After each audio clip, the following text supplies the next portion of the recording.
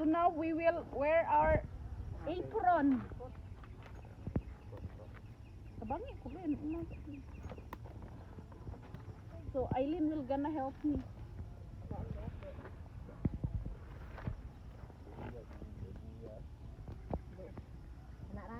So that's the rule of the pig. Oh.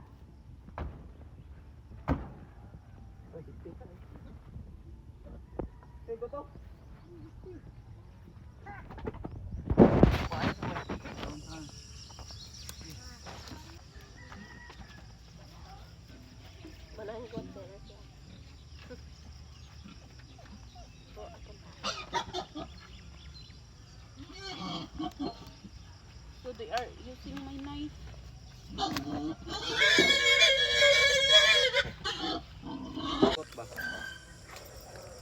So let's wear our gloves.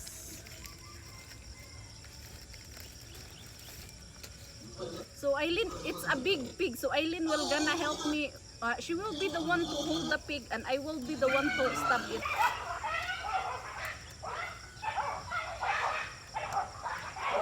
To the right.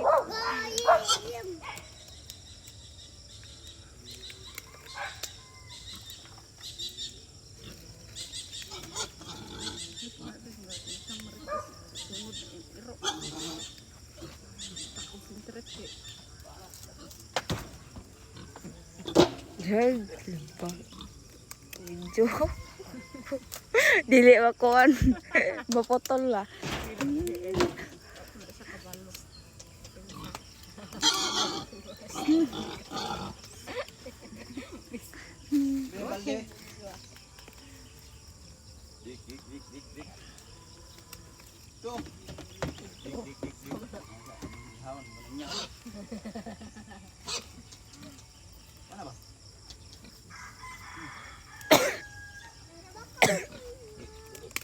So we are ready. So let's sharpen the knife.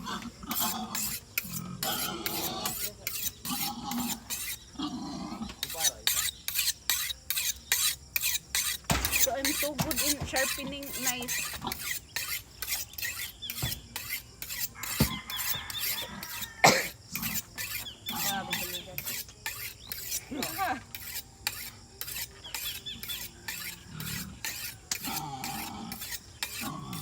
Itungtong puro na sa ligid ba?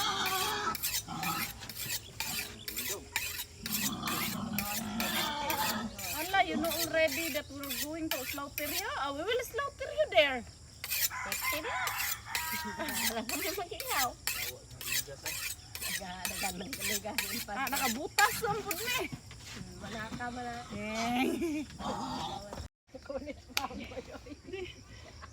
Okay. So for today's video, this is the pig that we are going to slaughter. So it's around 80 kilograms pig. It's so big. So I'm gonna sharpen my knife. Eileen will gonna hold it. Are you ready? Do not laugh. Pwede yung baboy. Okay.